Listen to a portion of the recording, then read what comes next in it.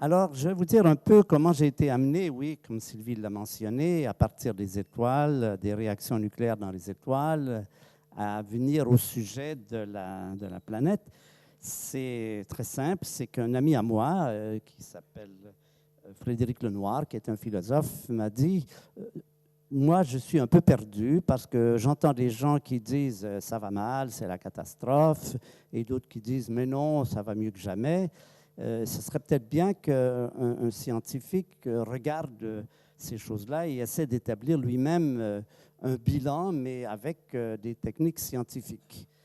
Et donc, sur le coup, j'ai commencé avec lui à rédiger, à regarder la situation avec tous les documents possibles. J'ai mis 2 ans à le faire et je dois vous dire que j'ai été par moments assez accablé. J'ai découvert des choses, j'ai appris des choses qui étaient vraiment très inquiétantes. Et ça va être un peu le sujet de aujourd'hui, de ce bilan d'aujourd'hui. Je l'ai fait pour 2 raisons. D'une part, parce que, évidemment, la technique scientifique, la méthodologie scientifique, elle est la même partout. Et donc, c'est intéressant pour un scientifique de changer complètement de sujet, de ne pas regarder les géantes rouges ou les galaxies, mais de dire, bon, maintenant, je prends ce que j'ai appris, mon métier, pour essayer d'établir un bilan d'une situation terrestre. Et donc, à ce double titre, je l'ai fait aussi parce que je me suis aperçu que les menaces étaient des menaces réelles et des menaces à relativement court terme. C'est-à-dire qu'on ne parle plus de milliers d'années, on parle de, eh bien, j'ai des enfants et des petits-enfants, on parle à l'échelle d'une vie humaine, c'est-à-dire à l'échelle de quelques décennies, la situation planétaire, la vie pourrait devenir beaucoup, beaucoup plus difficile. Donc, j'avais ce double intérêt, intérêt d'aborder un sujet que je savais par métier que je pouvais aborder et que je pouvais arriver à établir un bilan qui soit un peu objectif, c'est-à-dire qu'il ne soit pas tout d'un côté ou de l'autre, mais d'essayer de dire un peu comment sont les choses.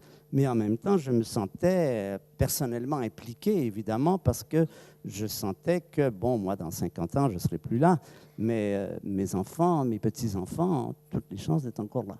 Donc, il y a un côté grand-paternel et à la fois un côté scientifique dans le fait que depuis 2 ans, je me suis beaucoup investi dans ce travail. Ce travail a été publié sous le nom de Mal de terre, le meilleur titre qu'on a trouvé, Mal de terre, justement. Et ce travail, en même temps, m'a amené, comme Sylvie l'a mentionné, parce que les gens m'ont dit, c'est très beau de parler, de faire des belles paroles, mais il faut quand même s'impliquer, agir, faire quelque chose de plus concret.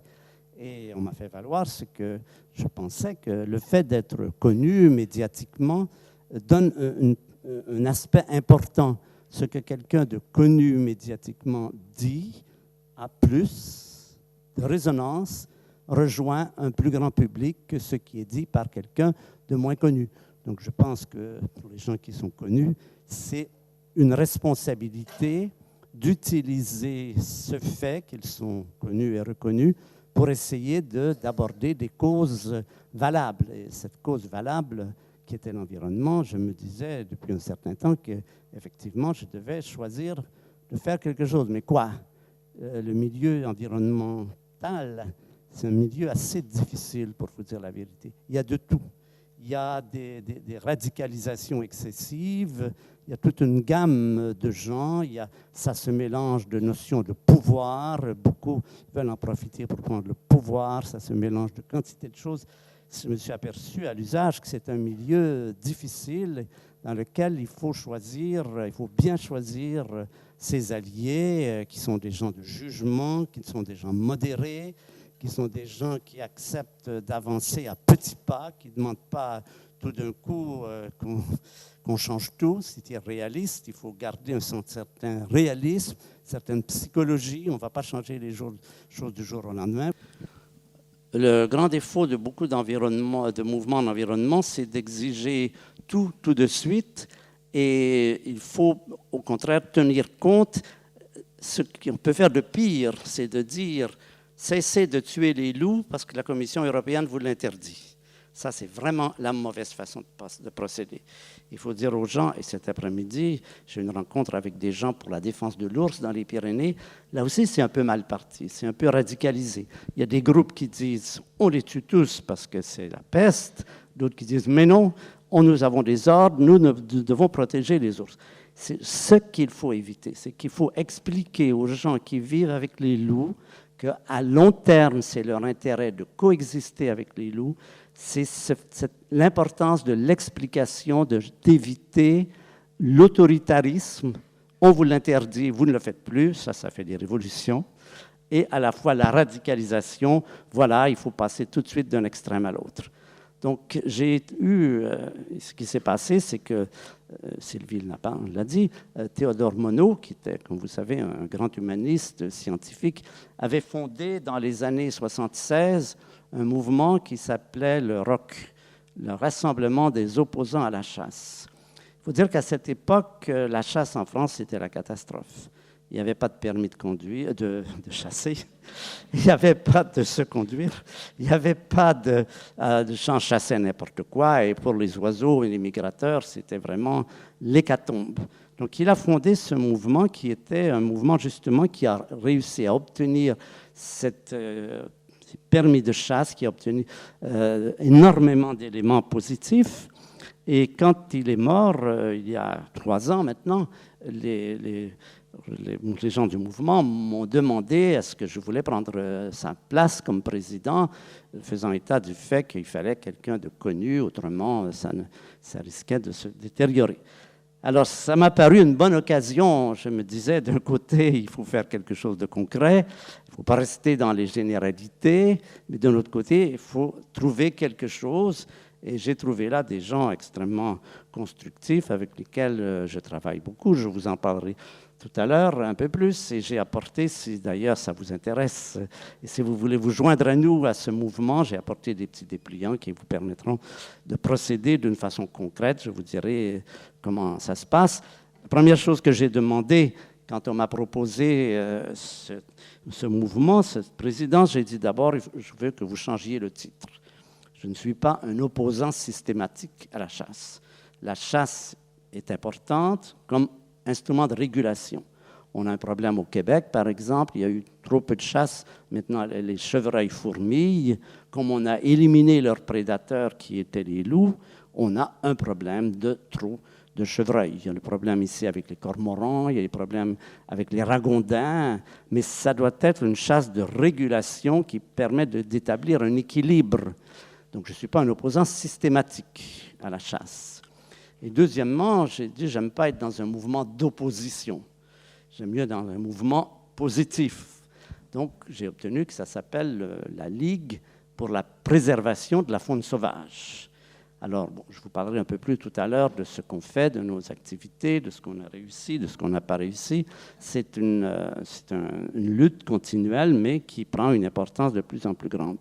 Mais avant d'aborder, je voudrais en même temps aborder ces thèmes très concrets. Je voudrais aborder le sujet d'une façon plus générale et en utilisant mon métier d'astronomie, me remettre dans un cadre plus général, c'est-à-dire essayer d'intégrer ce qui se passe ici sur la Terre dans un cadre, disons, plus cosmique, qui tournerait autour de la question qu'est-ce que ça peut faire si les êtres humains se détruisent, disparaissent, si la vie disparaît. Après tout, à l'échelle de Sirius, personne ne s'en apercevrait.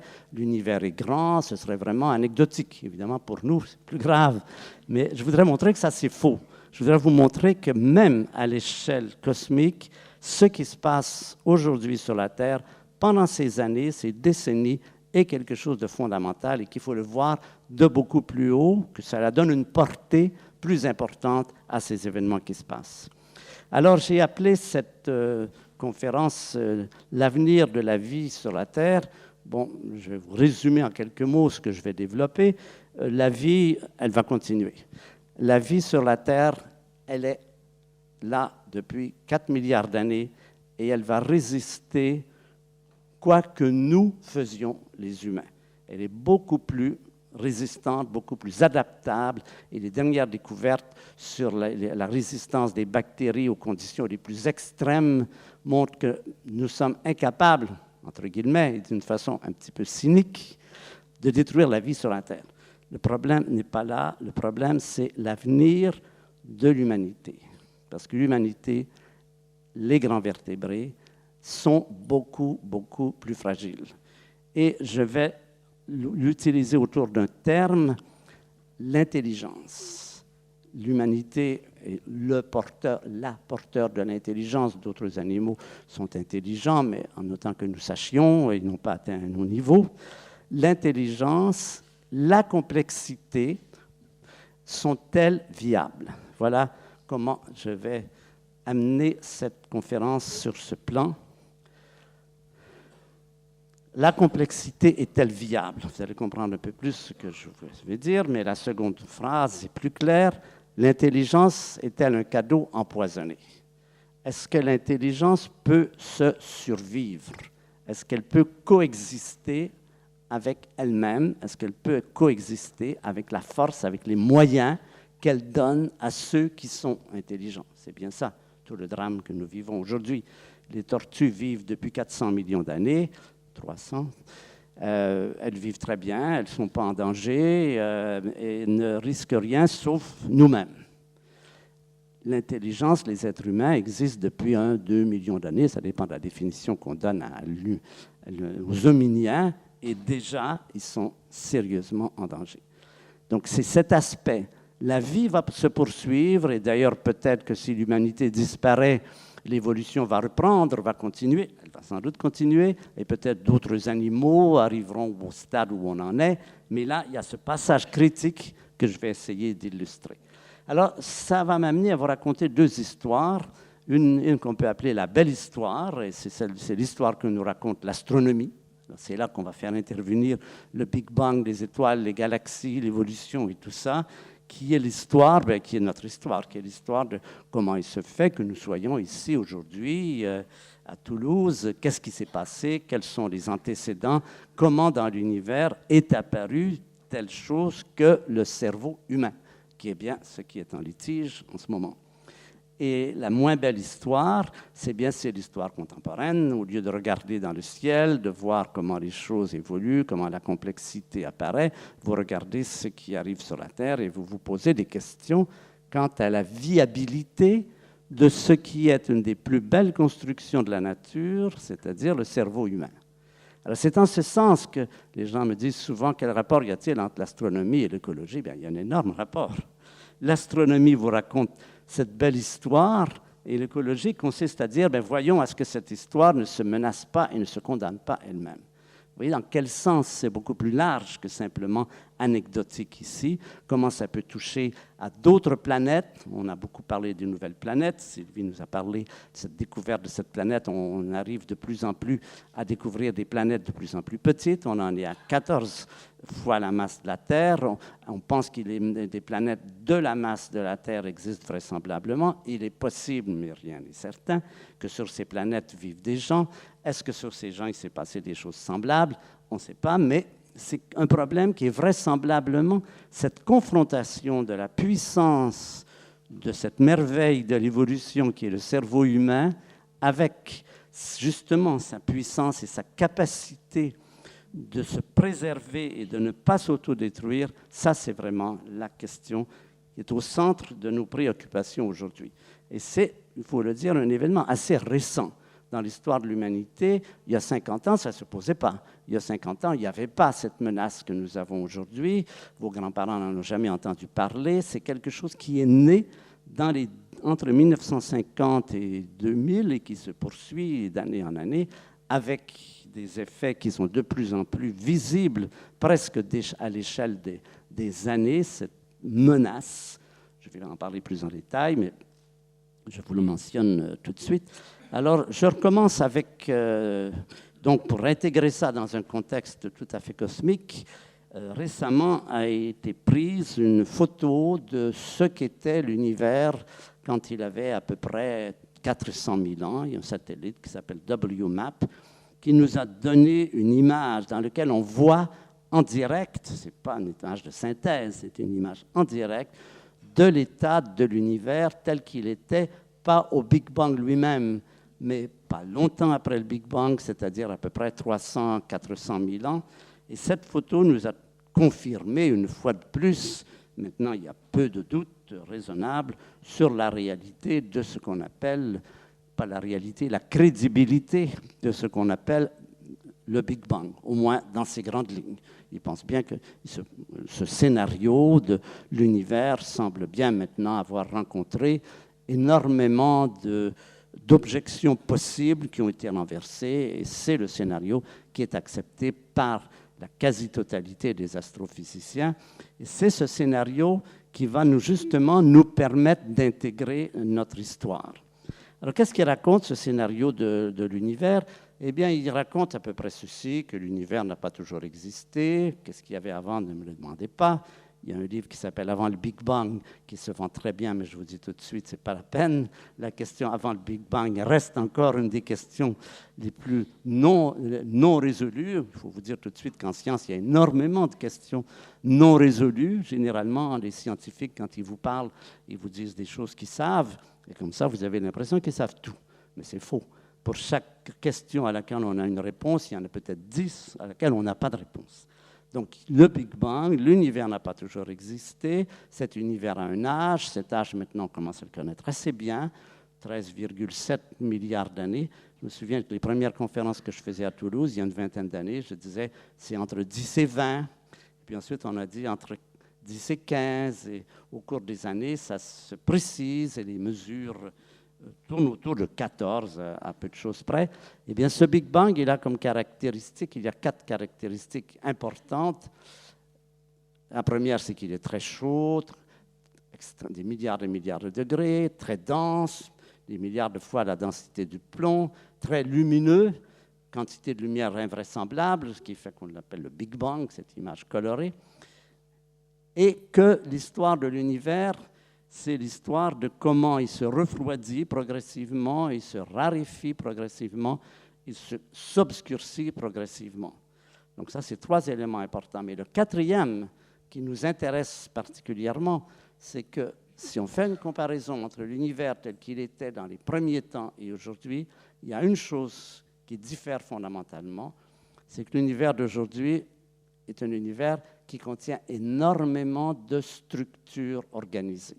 Des structures organisées aux plus grandes échelles, comme des galaxies, des centaines de milliards d'étoiles, des étoiles, si on descend dans l'échelle des dimensions, des planètes, des satellites, des êtres vivants, au moins 10 millions d'espèces végétales et animales sur la Terre, des espèces vivantes microscopiques, et puis en descendant toujours, des molécules géantes, des protéines, l'ADN, et puis les molécules simples, et puis les atomes, les centaines d'atomes de la table de Mendeleïev.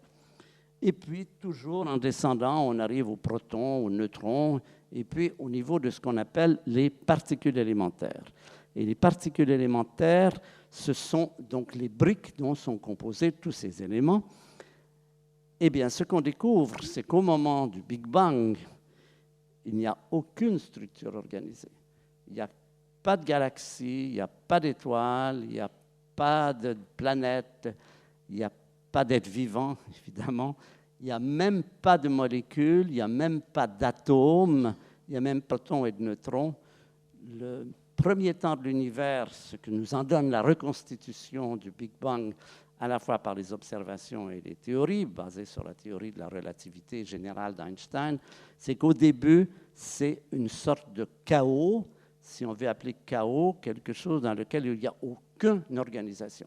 C'est un ensemble de quarks et d'électrons, des particules élémentaires, des photons, des neutrinos, toutes ces particules totalement dissociées, qui n'ont aucune interaction entre elles, sont comme ce qu'on appelle des particules libres. Et l'histoire de l'univers, c'est un peu, en peu de mots, et si on dit une histoire de l'univers, une façon de la regarder, mais qui nous intéresse parce que c'est un peu notre histoire, c'est comment, au cours de ces 14 milliards d'années, on a eu un phénomène qui s'appelle la croissance de la complexité. Ça veut dire comment, au cours des âges, on a vu par exemple les quarks s'associer pour faire des protons et des neutrons quand l'univers a même pas un millionième de seconde.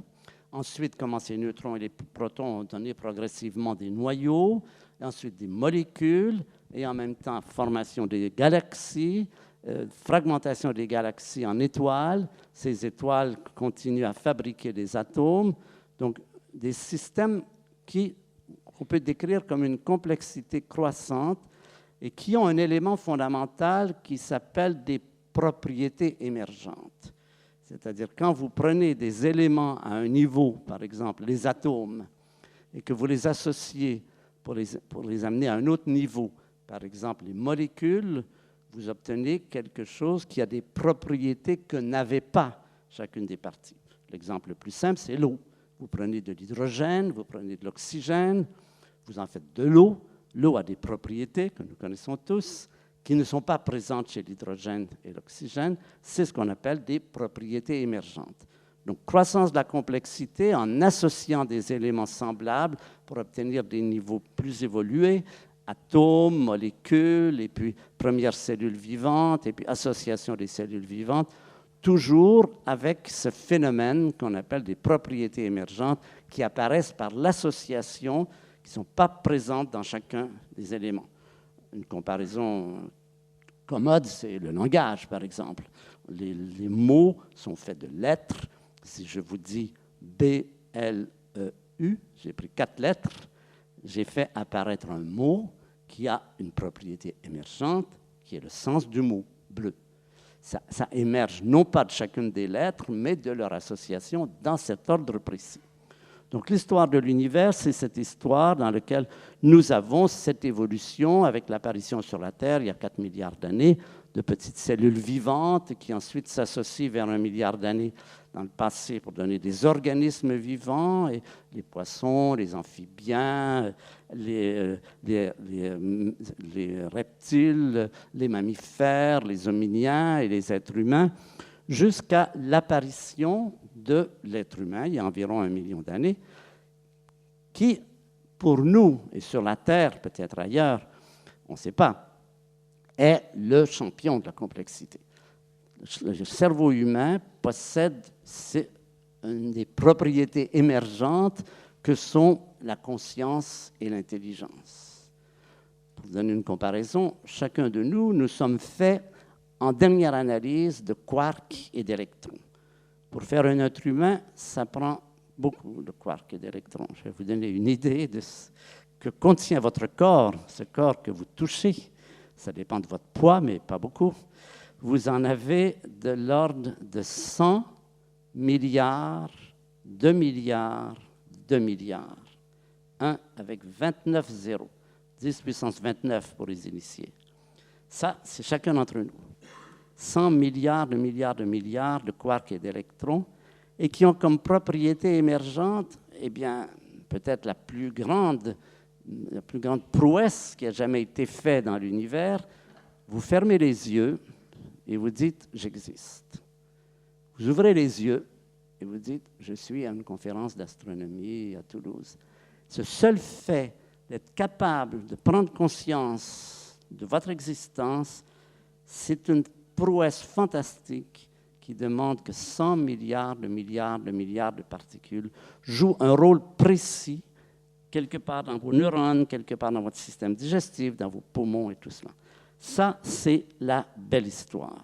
La belle histoire, c'est l'histoire de l'apparition de chacun d'entre nous, ce merveilleux cerveau qui est capable de découvrir les secrets du cosmos, qui est capable d'envoyer des sondes autour de Saturne. Il y en a une qui arrive bientôt sur Titan, qui est capable de découvrir la présence d'autres planètes autour d'autres étoiles. Ça, c'est la très belle histoire.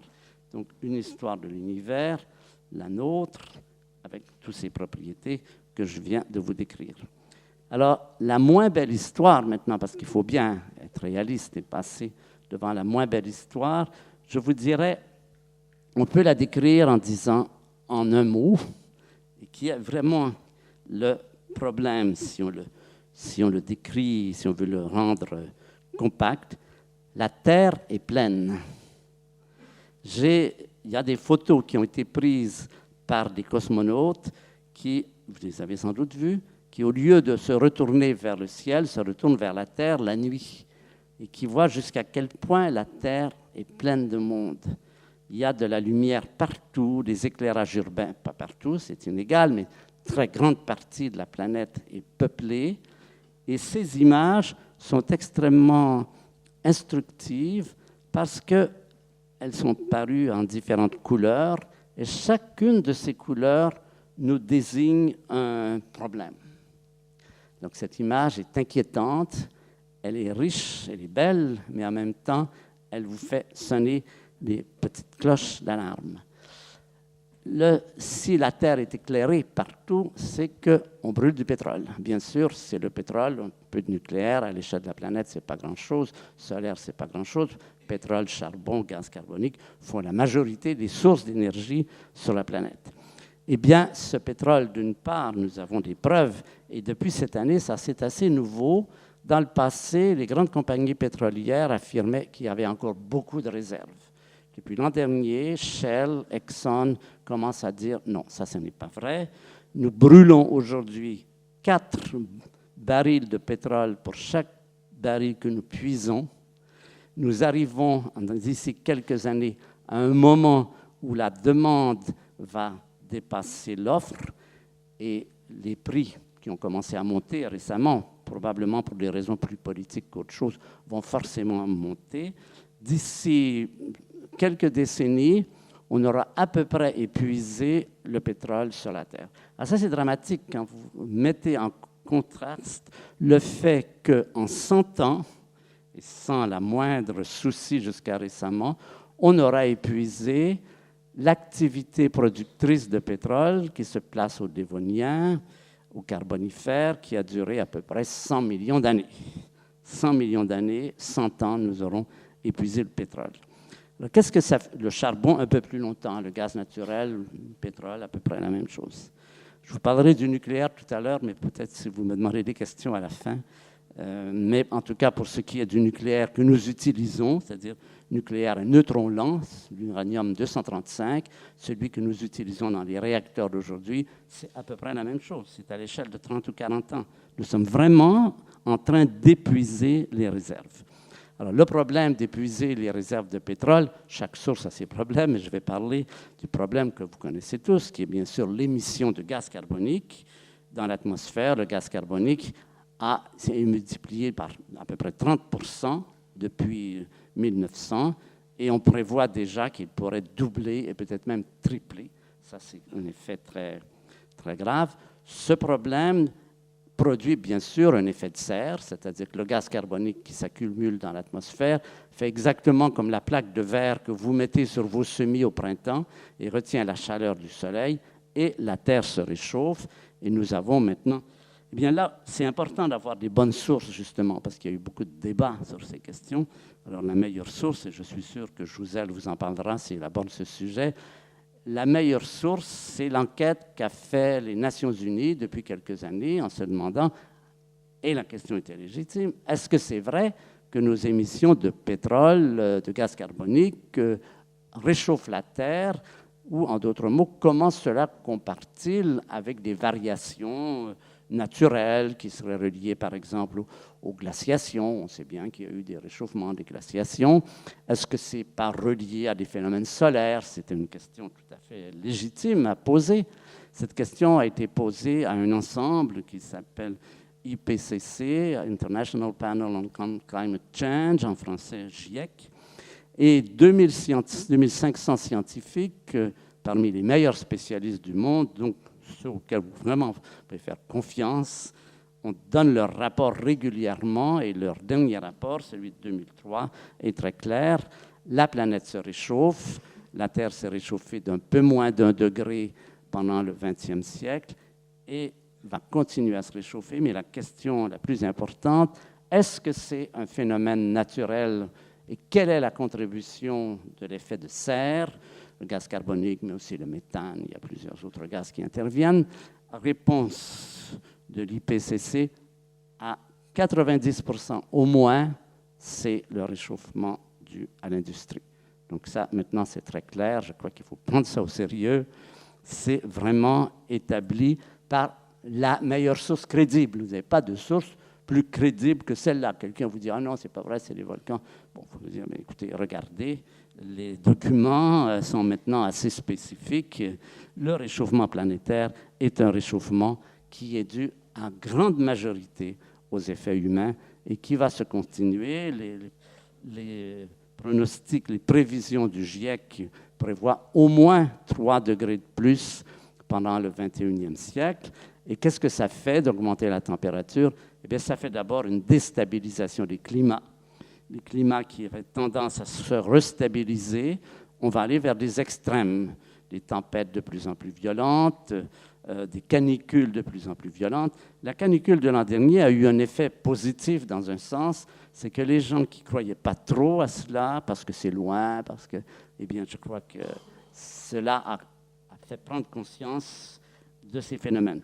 Là aussi, il faut faire attention. Quand on donne des prévisions, il faut les donner à l'échelle de la planète, il faut les donner étendues sur un temps.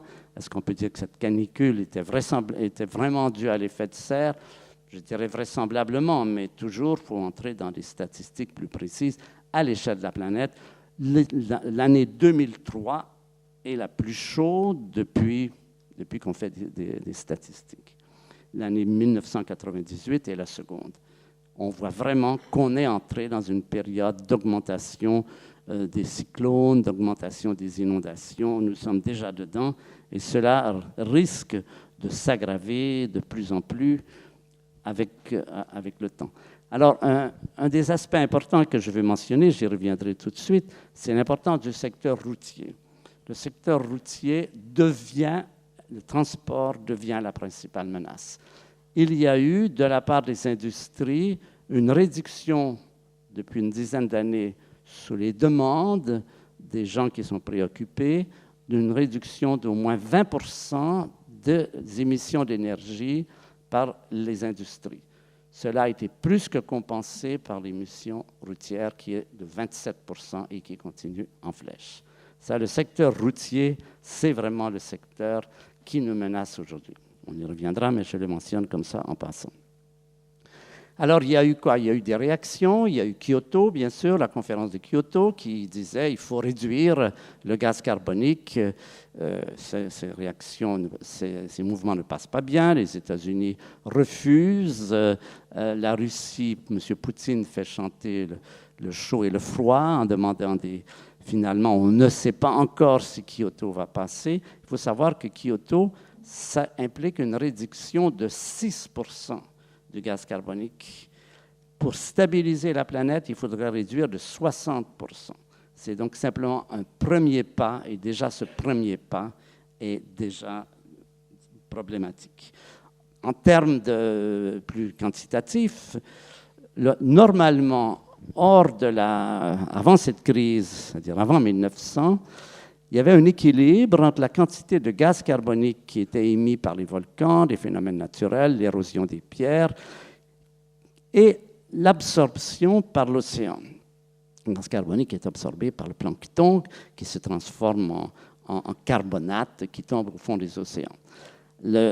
L'équilibre équivalait à environ 2 milliards de tonnes émises par année, 2 milliards de tonnes de carbone, et 2 milliards de tonnes absorbées. Donc, en gros, depuis plusieurs milliers d'années, la quantité de gaz carbonique dans l'atmosphère ne bougeait pas beaucoup.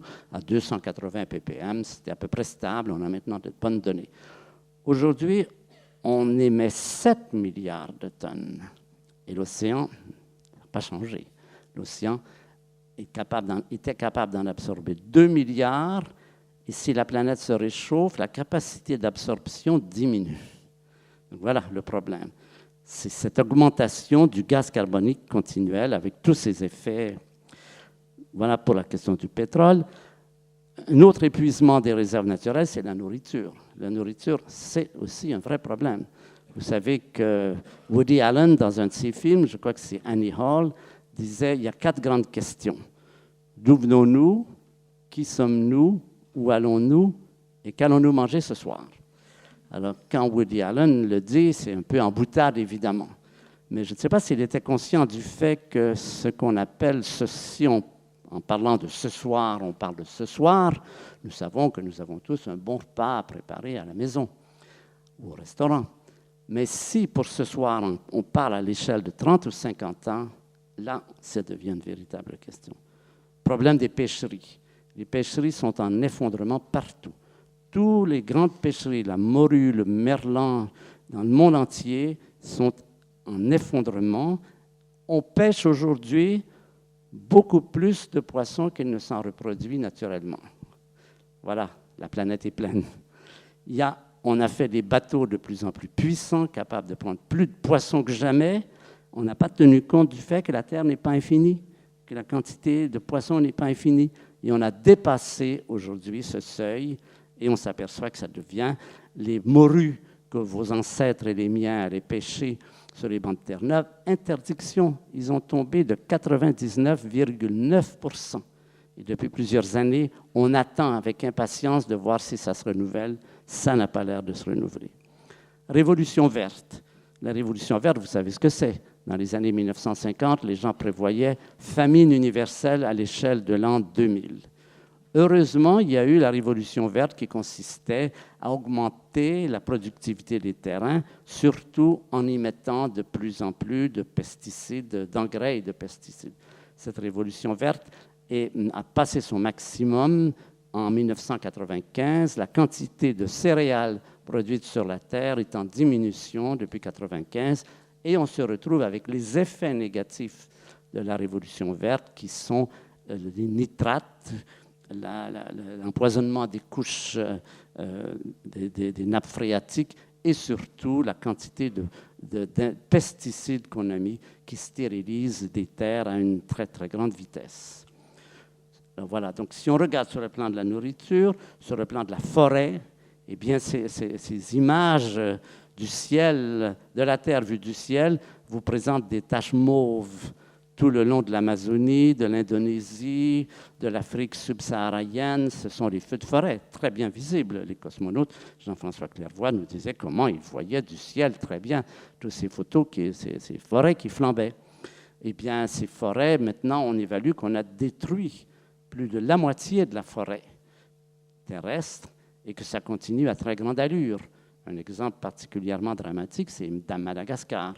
Madagascar, il y a des photos anciennes, c'est couvert de forêt.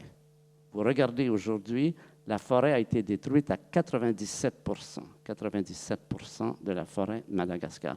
Et ça continue au Congo, partout, à un rythme complètement effarant. Voilà donc plusieurs éléments, plusieurs manifestations. La pollution de l'eau, par exemple, on s'aperçoit aujourd'hui que les biphényles et d'autres produits vont jusque dans l'Arctique et que les mères inuites, esquimaux, dans leur lait, ont des produits qui font qu'on leur déconseille de nourrir leurs enfants au sein, que beaucoup de villes aujourd'hui ont des quantités de produits d'antibiotiques à peu près très, très exagéré. Mais peut-être le principal danger, tout à l'heure, je vous essaierai de vous dire des choses plus encourageantes. Là, je sais que c'est un peu assommant. Je vais vous dire des choses un peu plus encourageantes. Le principal danger, je pense, c'est l'accroissement de la pauvreté. C'est-à-dire, c'est la distribution des richesses à la surface de la Terre. De plus en plus, la fraction de gens qui n'ont pas accès à des sanitaires, qui n'ont pas accès à de l'eau potable, qui boivent de l'eau polluée, s'accroît progressivement. Plus d'1 milliard de personnes sont obligées de marcher 1 kilomètre ou plus pour aller chercher de l'eau, généralement polluée. Nous, quand on veut de l'eau, on va à la toilette, on prend de l'eau, comme ça. Cette fraction qui s'augmente est vraiment une des causes les plus menaçantes pour l'avenir de la planète. Pourquoi? Parce que on peut dire ceci, et depuis ce qui se passe maintenant en Israël, la misère est le terreau du terrorisme. Les gens qui exercent le terrorisme, les kamikazes, les gens qui se suicident, c'est des gens pour lesquels il n'y a pas d'avenir possible. C'est des gens pour lesquels c'est la seule façon de s'exprimer. Et cela a pour effet cette menace supplémentaire qui est le terrorisme tel qu'il se présente aujourd'hui et qui devient de plus en plus dangereux en ce sens que aujourd'hui, grâce aux communications, grâce à Internet, grâce à la connaissance, des petits groupes extrêmes peuvent avoir des effets, par exemple, créer des épidémies à l'échelle mondiale. C'est une des grandes menaces qui pèsent sur l'avenir de la planète. On a perdu le contrôle sur ces petits groupes qui ont, grâce au progrès des technologies et de l'intelligence, à leurs moyens, à leur disposition, des moyens qui sont absolument terribles. Et nous vivrons de plus en plus dans cette ambiance d'insécurité. Ça n'est pas comme, par exemple, je reviens à une autre période où il y a eu des menaces très graves sur la planète, c'est ce qu'on a appelé la terreur nucléaire. La terreur nucléaire, c'est la période qui va de 1950 à 1980, dans laquelle deux nations, avec un armement 5000 mégatonnes de chaque côté, se préparaient pour une guerre. C'était ce qu'on appelle la guerre froide. Et on sait qu'on est venu très près à plusieurs reprises. Les archives du Kremlin, maintenant, nous montrent jusqu'à quel point, à Cuba en particulier, à d'autres moments, on est venu à deux doigts d'une guerre nucléaire. Une guerre nucléaire aurait pu exterminer l'humanité. Ce n'est pas certain, il resterait peut-être quelques personnes sur une île déserte quelque part, mais cette guerre nucléaire, cette terreur nucléaire s'est terminée par la réflexion de M. Gorbatchev et M. Reagan aux États-Unis, qui se sont rencontrés à Reykjavik en 1980 et qui ont dit « Arrêtons ces folies, c'est pas possible, il faut arrêter ça, on joue avec quelque chose de trop dangereux. » Donc, il a été possible, par deux personnes raisonnables, de dire « Arrêtons cette terreur nucléaire ». On a commencé à démanteler les silos, de plus en plus, on continue à démanteler les ogives nucléaires. Ce danger pouvait être rencontré par la réflexion. Ça n'est plus le cas. Si des groupes terroristes extrêmes se multiplient, on ne voit pas comment on pourrait rencontrer cette difficulté. Donc, difficulté qui est due au terrorisme, difficulté aussi qui est due à la corruption.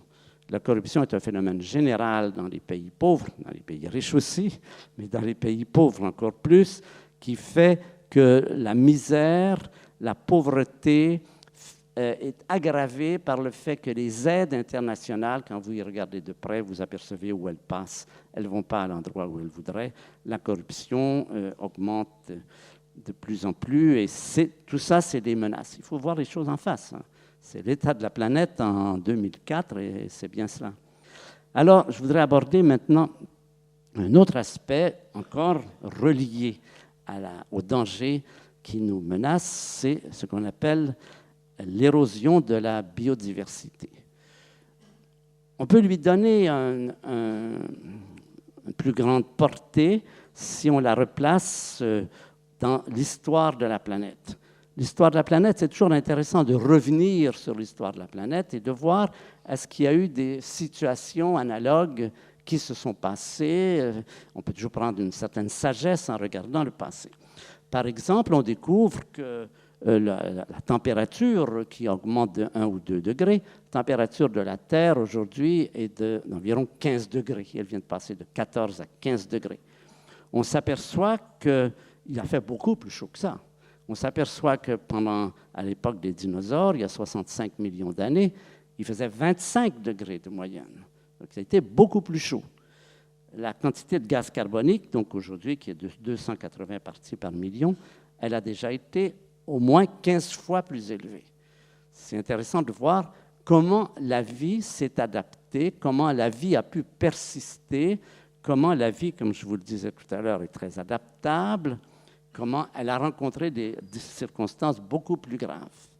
Et nous avons maintenant une idée de l'évolution des espèces vivantes et en particulier du nombre d'espèces vivantes en fonction du temps depuis à peu près 600 millions d'années, c'est-à-dire depuis le moment où la vie sort de l'eau. Avant ça, on a très peu de données, mais depuis cette période, nous avons des courbes d'évolution du nombre d'espèces qui est une sorte de caractéristique de comment se porte la vie.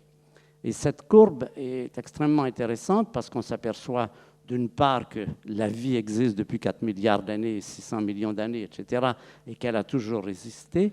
Mais il y a une leçon importante à prendre de ces courbes, c'est qu'il y a des moments où le nombre d'espèces vivantes s'effondre.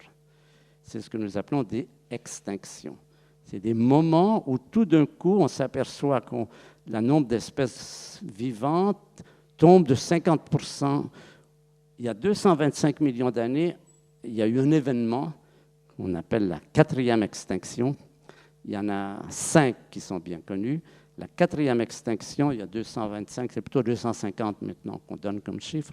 Le nombre d'espèces vivantes tombe de 90%. Ça veut dire qu'on est passé tout près. On ne sait pas exactement ce qui s'est passé. On pense que c'est peut-être une météorite géante. Maintenant, on pense aussi que ce sont des accumulations de méthane ou de gaz carbonique qui, par des phénomènes volcaniques très intenses, se sont échappés. Résultat, des espèces disparaissent. C'est une hécatombe totale. Et ce qui est intéressant de voir, c'est la recolonisation de la planète. On commence à avoir des données sur ce qui se passe après ces hécatombes. On s'aperçoit que beaucoup d'espèces disparaissent, mais que d'autres espèces, au contraire, s'adaptent plutôt bien. Ça fait un peu leur affaire et elles arrivent à survivre et même à proliférer. Et en particulier, je reviens à cette 4e extinction, c'est la période où apparaissent à la fois les dinosaures, les grands reptiles et les mammifères. Les premiers mammifères apparaissent peu après cela et ces espèces coexistent pendant longtemps. Les mammifères à cette époque, ce sont des petits rongeurs nocturnes, ce sont des animaux qui ne se développent pas beaucoup et on pense que c'est parce que les dinosaures occupaient toutes les niches écologiques et qu'ils tenaient sous leur coupe ces petits mammifères, nos ancêtres, qui se développaient très peu. Donc ça, c'est la 4e extinction, 250 millions d'années. La 5e, maintenant, elle est plus populaire grâce au cinéma, grâce à Hollywood. C'est celle qui se passe il y a 65 millions d'années. Alors là, on commence à connaître assez bien ce qui s'est passé. On a des preuves maintenant qui sont assez convaincantes. C'est la chute d'une météorite géante, 4-5 km de diamètre, certains parlent de 10 km, qui est tombée quelque part au Mexique, dans un endroit qui s'appelle Chicxulub, dont on a retrouvé aujourd'hui, on a retrouvé le cratère qui a une centaine de kilomètres, on a retrouvé des preuves que la forêt a brûlé. Ce qui s'est passé, c'est que cet événement a évidemment déclenché un réchauffement fantastique de la planète. Des forêts ont brûlé sur toute la Terre, on retrouve des pièces choquées, des minéraux qui montrent du choc. On commence à étudier très bien, couche après couche, ce qui s'est passé. On s'intéresse beaucoup à la recolonisation. Qu'est-ce qui s'est passé après la chute de la météorite? La chute de la météorite a provoqué l'extinction des dinosaures, sauf les oiseaux. On pense que les oiseaux sont des descendants des petits dinosaures, mais toute la vie dinosaurienne qui menaçait les mammifères disparaît. Et on voit une évolution, une diversification, un épanouissement extrêmement rapide des mammifères.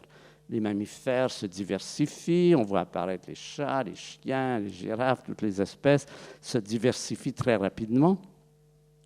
Ce qui s'est passé, bien sûr, c'est que dès que la météorite est tombée, les dinosaures sont disparus. Les mammifères, s'ils avaient pu parler, ils auraient dit « ouf », ils auraient dit « béni soit, c'est un cadeau du ciel, cette météorite qui vient nous débarrasser de nos ennemis ». Et puis, on peut voir comment apparaissent progressivement tous ces différents animaux, ces mammifères qui peuvent occuper les niches écologiques qui étaient occupées par les dinosaures. Alors, tout ça pour introduire ce qu'on appelle aujourd'hui un concept qui est de plus en plus reconnu par les meilleurs biologistes. Nous sommes dans une période d'extinction qui s'appelle la 6e extinction. Aujourd'hui, par l'effet de l'industrie humaine, de la fragmentation du territoire, de la chasse excessive, mais ce n'est pas ce qui est le plus grave, c'est plutôt la pollution, la fragmentation du territoire. Nous détruisons, nous éliminons plus de 1000 fois plus d'espèces animales et végétales qu'en 1900. Nous sommes dans une grande période d'érosion de la diversité qui fait que de l'avis d'un grand nombre de biologistes très compétents, dans ce cas-là, il faut s'adresser aux vrais experts, et ils sont tous d'accord pour dire que d'ici 2030-2050, nous aurons détruit plus de 30 à 40%, certains parlent de 50% des espèces animales et végétales. C'est ce qu'on appelle la 6e extinction dans laquelle nous sommes plongés. Et cette extinction, donc, la question se pose aujourd'hui de savoir comment elle se terminera. Parce que la 5e extinction, celle des dinosaures, les dinosaures, ce n'était pas leur faute, évidemment, un caillou leur tombe sur la tête, et cette catastrophe fait ses dommages et en quelques heures ou quelques jours ou quelques mois ou quelques années, mais en un temps très court, c'est terminé. Et on recommence la colonisation, la recolonisation et l'évolution, le fait justement que les animaux qui ne peuvent pas s'adapter disparaissent et ceux qui peuvent s'adapter se diversifient et peut-être même tirent parti de ce qui s'est passé, puisque ça leur donne une ouverture vers des niches qui leur étaient interdites jusque-là. Cette 6e extinction, nous jouons 3 rôles. Les êtres humains jouent 3 rôles. C'est notre faute. Nous en sommes les victimes potentielles. Il n'y a aucune garantie que l'humanité puisse survivre à cette extinction. Et nous sommes aussi les sauveurs potentiels. Parce que s'il y a quelqu'un qui arrive à arrêter cette extinction, c'est bien nous. Cette extinction, je ne sais pas si vous connaissez cette histoire qui s'appelle, ce sont 2 planètes qui se rencontrent. Et il y en a une qui est très malade. Et l'autre lui demande qu'est-ce qui se passe. Ah, ben j'ai une maladie qui s'appelle l'humanitite. La maladie d'être peuplée d'êtres humains. Et l'autre lui dit, t'en fais pas, j'ai eu ça moi aussi. Je peux te le dire, ça part tout seul. Alors ça, c'est le scénario que nous voudrions éviter. Nous voudrions éviter que la 6e extinction se termine soit par l'élimination de l'espèce humaine, soit par son affaiblissement à un point où elle ne soit plus une force importante, destructrice de la vie sur la Terre. Donc, le premier scénario, c'est justement celui qu'on ne fait rien. Business as usual, comme disent les Américains. Ça, c'est le premier scénario. Au rythme où les choses vont, une possibilité d'arrêt de la 6e extinction, c'est justement que l'humanité ne soit pas en mesure de survivre aux conditions dans lesquelles elle est et que les éléphants et les baleines, s'il en reste, disent « ouf », parce que si nous disparaissons, il est évident que toute cette extinction va se terminer. Donc, tout notre enjeu aujourd'hui consiste à essayer de faire que la 6e extinction ne se termine pas dans la passivité qui l'amènerait, mais dans une activité. Et là, nous rencontrons un certain nombre de problèmes dont je voudrais vous parler. C'est le problème des limites de la démocratie. Nous sommes tous démocrates, nous pensons tous que c'est le moins mauvais, le pire système excepté tous les autres. C'était la phrase de Churchill qui disait « la démocratie, c'est le plus mauvais système excepté tous les autres ». Mais la démocratie, elle a un problème sérieux. C'est que je vais vous résumer de la façon, en vous racontant une petite anecdote qui s'est passée il y a quelques années quand M. Clinton était au pouvoir aux États-Unis et que M. Al Gore était son vice-président. Et un jour, Clinton demande à Al Gore qu'est-ce qu'il faudrait faire, combien ça coûterait pour sauver la planète. Et Al Gore a cette phrase fatidique qu'il faut absolument arriver à faire mentir parce qu'autrement on est cuit. Il dit « Le minimum requis pour sauver la planète est bien supérieur au maximum possible pour ne pas perdre les élections. » C'est bien là le problème. C'est que la démocratie n'est pas habituée à vivre à long terme. Elle vit à l'échelle de 5, 6 ans, 7 ans selon les cas. Les problèmes que nous rencontrons sont des problèmes qui demandent une réflexion et surtout des initiatives à long terme, surtout des investissements à long terme qui risquent de rendre la planète en danger. Et on l'a vu très récemment, ce plan qu'a présenté M. Lepelletier, ce plan qui s'appelait le plan climat, qui justement se rendait compte que le transport routier était la menace la plus importante aujourd'hui, eh bien ce plan climat, il a été complètement ratissé, c'est-à-dire qu'on a enlevé par exemple des choses concrètes, des motivations pour acheter, des subventions pour les gens qui achètent des voitures à basse consommation et des coûts plus importants pour ceux qui achètent des voitures plus élevées. Du contrôle des transports routiers, le ministère des Finances a dit comment, mais moi, ça me fait perdre des revenus. Ça, c'est la pensée à court terme.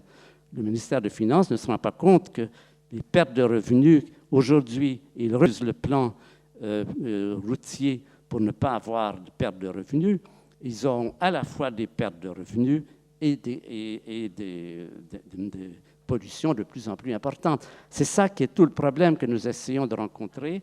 Et nous avons, là je reviens donc à cette histoire de la Ligue pour la préservation de la faune sauvage, nous sommes très impliqués dans justement on a rencontré Raffarin à plusieurs reprises, qui est un homme de bonne volonté, je ne sais pas quels sont ses pouvoirs, les vrais pouvoirs sont peut-être ailleurs, M. Lepelletier, mais en particulier, nous avons beaucoup travaillé autour de la Charte de l'environnement, qui a été le grand problème, qui avait été remise à plusieurs reprises.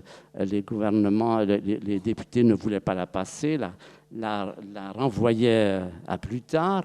Nous avons envoyé à chaque député et à chaque sénateur, c'était 1 millier de lettres, pour leur expliquer qu'il fallait absolument que cette charte soit acceptée et qu'elle devienne constitutionnelle, que c'était une étape fondamentale pour l'évolution. Alors, on nous objectait, le problème, c'était le principe de précaution. On disait le principe de précaution qui dit simplement ceci. Le principe de précaution, il dit, si un projet présente une menace pour l'environnement, c'est un principe qui ne regarde que l'environnement, si un projet présente une menace pour l'environnement, même quand on n'a pas encore la conviction, la preuve qu'il est dangereux. Si on a la preuve qu'il est dangereux, évidemment, ça ne se pose pas. C'est dans cette marge où on n'est pas encore certain et qu'il y a des indications, il faut surseoir. Ça ne veut pas dire l'abandonner, ça veut dire demander des études plus avancées pour essayer de voir quels sont les vrais dangers. On a dit le principe de précaution, c'est la fin de la recherche. Nous, on a dit c'est plus de recherche, c'est-à-dire tenir compte du fait. Les Américains ont une expression que j'aime beaucoup par rapport à n'importe quel projet. Chaque projet doit tenir compte de 3 choses qu'ils appellent les 3 P. Les 3 P, ça ne passe pas bien en français, mais je vais dire en anglais. D'abord, profit. Bien sûr, il faut gagner de l'argent. Il y a le chômage, il y a tous ces problèmes-là. Ça existe depuis longtemps. Les projets, tout le monde est convaincu, doivent rapporter de l'argent à quelqu'un. Mais il y a aussi people. Ils doivent aussi tenir compte de la santé des gens. Et planète. On doit tenir compte de la santé de la planète. Cette introduction qui fait que la Charte de l'environnement consiste à dire c'est une extension de la Charte des droits de l'homme qui disait les droits de l'homme, les hommes ont droit à ceci, ceci, ceci. Eh bien, en 1989, le problème ne se posait pas, mais aujourd'hui, on dit qu'ils ont droit aussi à un environnement sain. Ça ne se posait pas à cette période. Maintenant, c'est crucial. Donc, un environnement sain demande qu'on inclue dans tout projet cette vigilance par rapport à ce que ça va donner aux gens et qu'est-ce que ça va donner à la planète, c'est-à-dire tenir compte du fait que la planète n'est pas infinie et tenir compte du fait que cela nous retombe sur la tête nécessairement après un certain temps. Donc ces 3 éléments, par exemple, on aurait évité l'hécatombe des abeilles si on avait étudié un peu plus tôt les dangers du gaucho et du régent, c'est-à-dire le fipronil. Si on aurait évité l'amiante. On savait depuis longtemps que l'amiante était dangereux. On n'a pas voulu le savoir. Aujourd'hui, on désamiante à grands frais, Jussieu, la radio à Paris, peut-être ailleurs ici. Peut-être on aurait évité la ZF, ça je ne suis pas au courant du dossier, mais ce n'est pas impossible qu'on aurait pu prévoir cela. Cette vigilance qui consiste à dire, attention, aujourd'hui l'industrie est devenue si puissante, l'effet des humains sur leur planète est si important que tout ce que nous faisons peut avoir un effet à plus ou moins long terme. Et cette idée qu'il faut être vigilant, c'est celle qui est défendue par cette charte de l'environnement. Alors, d'autres éléments sur lesquels nous travaillons, c'est les pesticides. On s'aperçoit aujourd'hui qu'on verse de plus en plus de pesticides dans les champs pour avoir une agriculture productiviste. À long terme, ça donne une eau polluée. Et puis, on travaille beaucoup aussi sur les territoires français, sur la Guyane, par exemple, qui est un endroit assez dramatique. En Guyane, il y a pas encore, c'est un projet de permis de chasse. N'importe qui peut aller chasser. Les gens descendent, reviennent chez eux avec une centaine de beaux perroquets, sans problème. La Guyane est aussi un endroit où il y a ce qu'on appelle l'orpaillage, c'est-à-dire la recherche de l'or, qui se fait en déversant du mercure dans l'eau, qui est un phénomène extrêmement dangereux pour les populations qui boivent de l'eau. Et bien là, on a réussi à avoir un effet, nous et autres, les mouvements d'environnement. Le gouvernement s'est enfin décidé à faire quelque chose pour la Guyane. Nous, notre thèse, c'était la Guyane, c'est la fenêtre technologique de la France, avec Kourou. Mais il faut que ça soit aussi la fenêtre écologique, ce que ce n'est absolument pas du tout. La Guyane, c'est une des dernières forêts primaires pluviales du monde. Ça représente un territoire qui représente 1/5 de la France. C'est quelque chose sur lequel, en tant que Français, nous pouvons quelque chose. On ne peut rien sur ce qui se passe en Indonésie, mais de faire remarquer au gouvernement français qu'ils ont la responsabilité de la Guyane, qu'ils peuvent faire quelque chose, qu'ils ont la responsabilité des coraux de Nouvelle-Calédonie qui sont détruits à grande vitesse. La Réunion, c'est des choses sur lesquelles nous pouvons arriver à avoir une certaine influence, toujours en insistant, en mettant la pression, en disant « M. Chirac a fait des beaux discours à Johannesburg, mais il faut que ça suive ».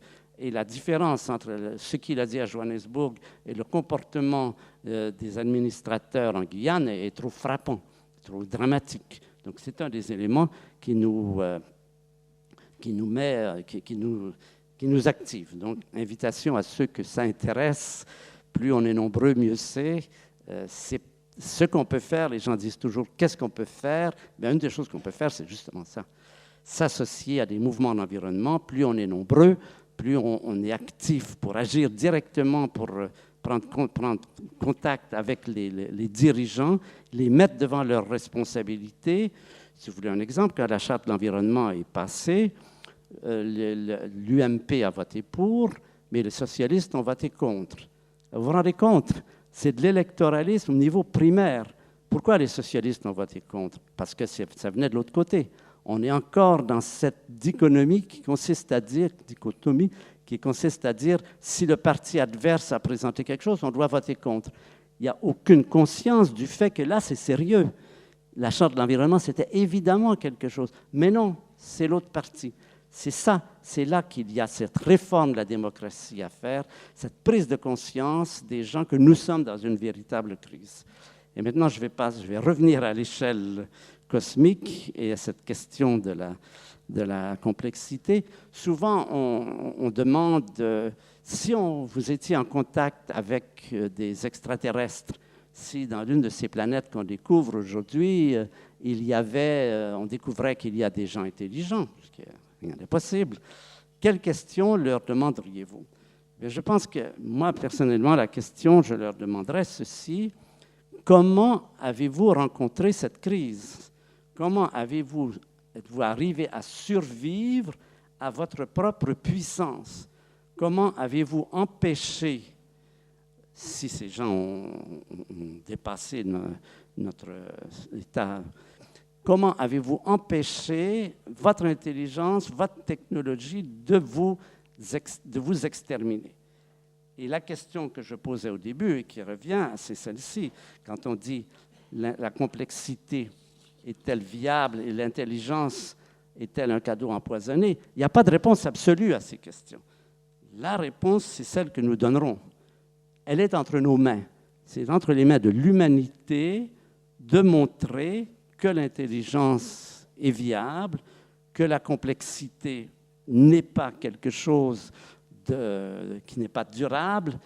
C'est ça. Je pense que, en résumé, ma conférence, je vais m'arrêter ici. Sa conférence, c'était nous mettre en contact avec le fait que nous sommes dans une crise grave, qui est une crise. La Terre va continuer à tourner autour du Soleil, il n'y a pas de problème. La vie va continuer, peut-être de nouvelles bactéries vont se développer, vont certainement survivre à tout ce qu'on peut faire pour les malmener. Ce qui est en danger, c'est les représentants de l'intelligence, c'est-à-dire l'intelligence, et ça veut dire aussi l'art, ça veut dire la musique, ça veut dire la littérature, ça veut dire la peinture, tout ce que l'humanité a produit de beau, tous les éléments très positifs de l'humanité. Est-ce qu'on va arriver à ce que ça dure et que ça ne s'éteigne pas par sa propre insouciance? Voilà, merci.